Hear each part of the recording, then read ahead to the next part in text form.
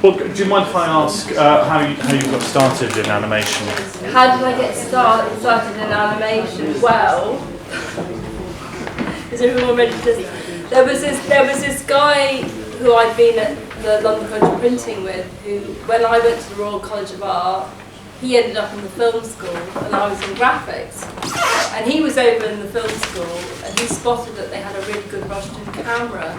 And he kept on saying to me, "Why don't you come over and check out the rostrum camera?" And I said, "Come and look at my rostrum camera, Emma." I was so naive, but anyway. He did basically. I've heard stories like this from Hallison Batchelor. Apparently the optical printer man was a dirty fellow. But anyway, basically he kept on about the rostrum camera, and then, because that was in my head that you could do animation at the film school, when Bob Godfrey and Dick Taylor came in to do this little animation workshop, I was quite, I thought, oh yeah, that is a good idea. So I went for this animation workshop that Bob was running, and there were, I think, about 30 of us all together, that kind of illustration students, graphic students, and we all kind of worked on some ideas. Then Bob and Dick went away, and they left it up to the graphic design tutor to see everyone's work. And she was just a really miserable, I don't know what she was really miserable. She went around everyone's work and she said, "Oh no, you can't possibly do that animation, that's far too complicated, make it more simple." She was very, very negative about everyone's work. After about 4 weeks, everyone had dropped, they all dropped out, and it was only me left doing it. And she kept saying, "Oh, you can't draw, you're rubbish at drawing, why don't you do a different idea?" Didn't like my idea at all. So I just disappeared, I just left the Royal College. I went up north, stayed with a friend, and my friend said, "Don't listen to that stupid teacher, just get on with it, what you're doing is really good, just go back and work on it." So I got back, and when I got back to the studio at the Royal College, the whole of my table was covered in notes from Bob Godfrey, and they were Bob Godfrey drawing my character. It was my character, but had Bob's beard on it. "Where are you? I'm desperate. They won't pay me. I've got no one to teach." All over my desk. Shit! I've just got to get on with this film. So I started working on it, and I'd been given this stuff that in the old days you didn't have proper negative stock. You had this stuff, if you didn't have much money or there was no budget, you had this stuff called, it was like a sort of positive stock. Hugh knows all about it. Like colour reversal. And I shot a little test on that. And my friend, who was the student at the film school, said, "This is brilliant, Emma. We're going to go and see the head of the film school, and I'll see if I can get you all the money from the whole of the workshop money that was supposed to go to all the students. Let's see if you can get the whole budget." And he persuaded the head of the film school to give me the whole budget.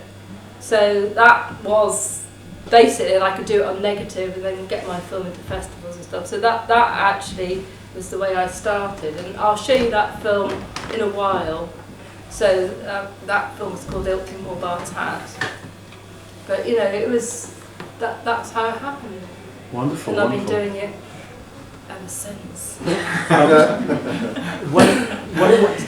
When we were talking the other day, it was very interesting what you had to say about going through the 80s as an animator. And the reason I mention it is because for young animators today, it's very, very difficult, because it's very difficult to sell your work to television. It's quite difficult to get your work commissioned by television if it's a short or something, if it's not CBeebies.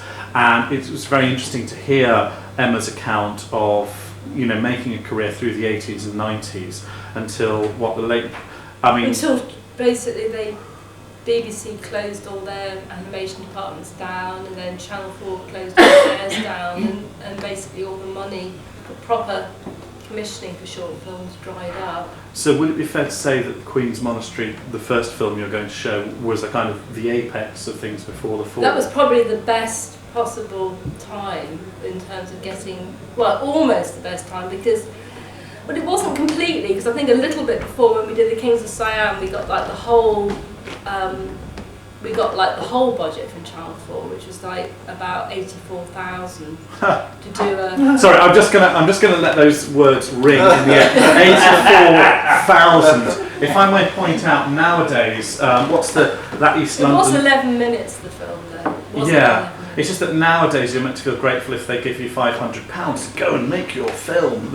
Is it Ideas Tap that's geared towards 16 to 25-year-olds? I don't know. I'm going to be ridiculous. administering some bursary that's £500 to make a film. Oh. Someone's asked me to Right. help the student. I should watch what I say, but I know, but it's terrible. It's ridiculous. And I understand you had the luxury of spending 2 years making. Well, the Kings of Monster. Siam, the one we got 84,000 for, we spent 7 years working on that film, but not. We didn't. We spent about 2 years with the full budget, and we spent about, I suppose, 4 years previously we'd spent with no money, or a small amount of money, like a grant, like a £2,000 grant or something, and then we had to do other commercial work as well. But the Queen's Monastery was I think it took 4 years to get the money, and it was about a year's preparation and a year and a half's animation. Right. So the year and a half was the time with the money, which was about 78,000 for 6 minutes. Well, I let those words hang in the air again. 78,000. But so we still made a loss though on both films. No. We actually were out of pocket on the Kings of Siam about 11,000, and on my film about 7 or something. Yeah. Because we had to pay everyone else to work on it. Leslie worked on the Kings of Siam. Oh. She worked on it for how many years? 2 years? 2 years, yeah. It's if I may say so, another world though. I mean, it's obviously we're out of pocket. But we did pay ourselves whilst we were working on it, almost. Yeah. Because that's almost unimaginable today, I think. So in the 2000s, how were the 2000s? Well, we started off okay. We did quite a few commercials. So we did, we were working with Passion Pictures. When you say we, do you mean you and Me Jed? and Jed. Although I didn't do actually much of the animation on those. Luckily, I was getting on with like my own stuff and having babies also. Right. So that kind of like, I just let Jed get on with the commercials, but it kept the studio going, and I'd been doing quite a bit of teaching, so the combination of me doing the teaching work and Jed working on some commercials kept the studio going at the beginning of the 2000s. If you were in touch with Jed, I'd love it if you could pass on an invitation to say No, that I'm he's sure always he'd love welcome to to come and come, show yeah. work here. Incidentally, you may have met Jed. He came along to Vivian Hallis's event when she was talking about her father, John Hallis, and he actually told a story about how he looked after John Hallis shortly before he died. Hello. So as the 2000s moved on, did you sort of increasingly shift to digital? How did it work? Well, we wanted to do this series, and we started getting involved, and we thought we'd better get a computer, and someone gave us like some supposedly free licenses to use some software. It was what's turned out, Toon Boom, or what's it called now?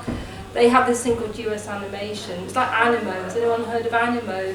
And it's like, well, we got a grant to buy some computer equipment, and then we got this software free, and we made a pilot for the series that we wanted to do, and we got money from media and stuff like that. But we actually never got the money for that pilot, which is a bit of a shame. But we invested in this computer equipment. Does that mean that suddenly, rather than drawing and painting on paper, you're moving into actually drawing with a stylus? We scanned in all the drawings at that point, and then they were converted to a vectorized line, a bit like Flash lines, which was the same principle, but it was prior to Flash.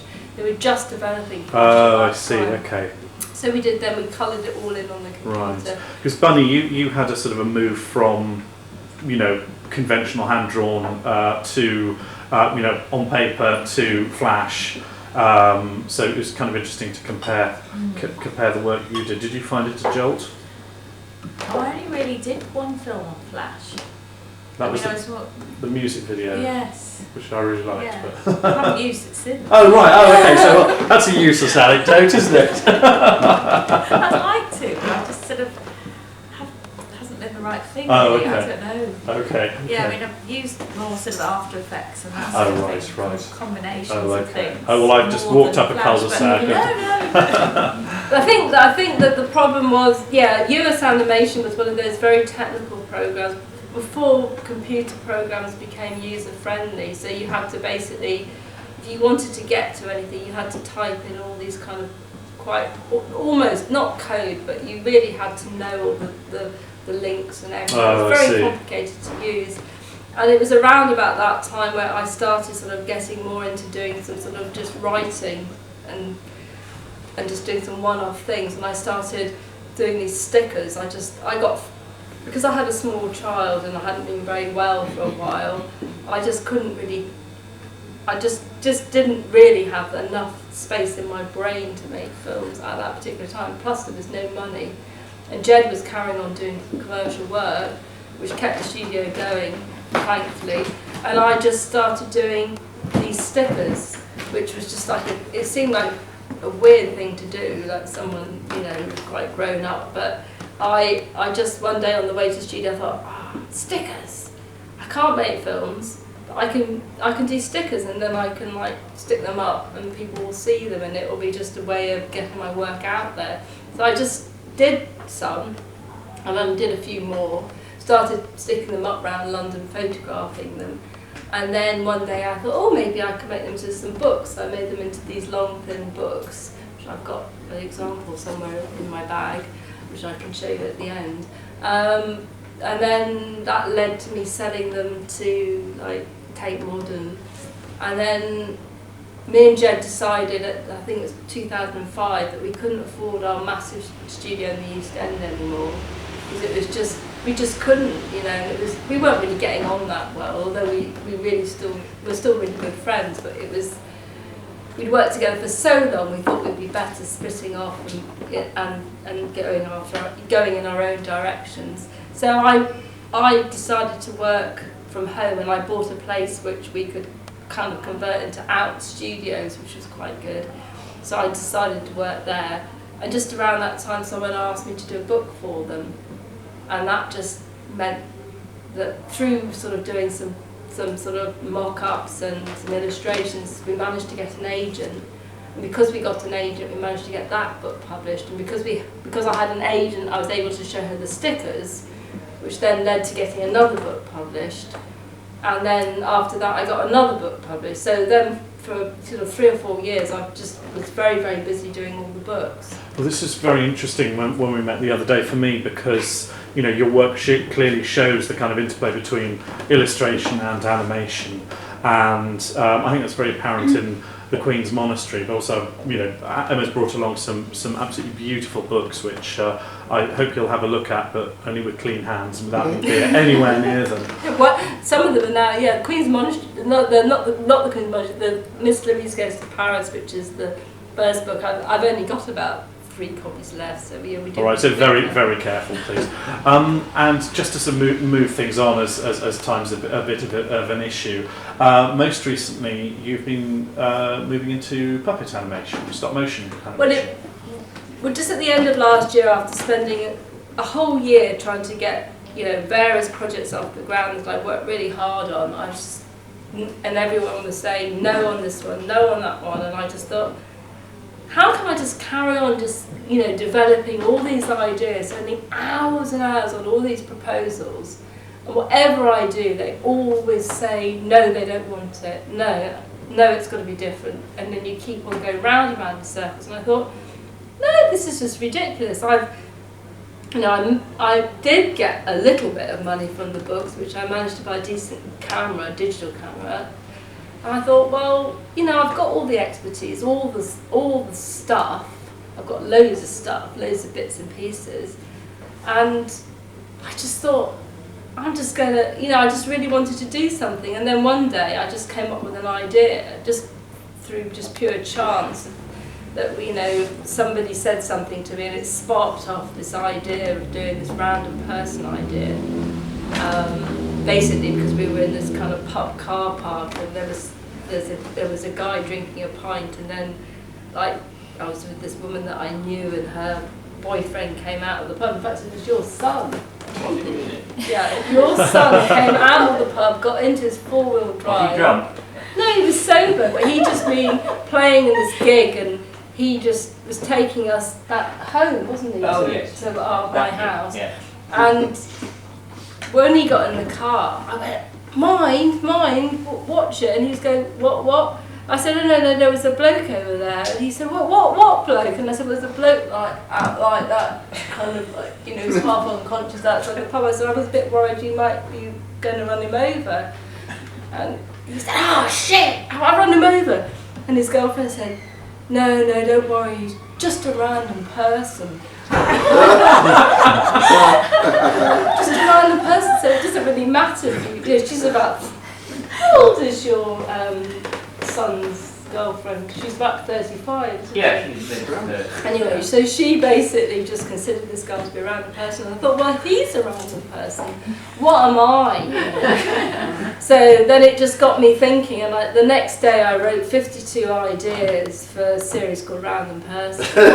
You wrote 52 ideas. In a day, roughly. Yeah. Bloody hell! Well, this is how it's done, ladies and gentlemen. I mean, that's an incredible achievement. Well, they're very short ideas and quite small ideas, but I just thought, well, look, at least if I just start doing one and then I'll do another one. I was planning on doing one a week, but it's not it never works out like you can do everything one a week. But it was just gave me a starting point. And originally I thought I was going to do it all coloured because I just set my Russian up to do everything flat. But as soon as I thought of the idea, I remembered I'd made these little heads for something else I was doing, but they didn't bear any relation at all to what other things I was doing. So I just stuck them on this body I had and started making the films. And we'll be showing some of those We'll show a few bit of them later. later. Well, thank you very much indeed for introducing your work. I'm just thinking, why don't we have just a 5-minute break before we start showing work in case anyone wants to pop down to the bar. But can we make it a very short break as we've got to get on? And also it gives me an opportunity to sort of check the DVD and so on. So Emma, thank you very much indeed, and we're back in 5 minutes.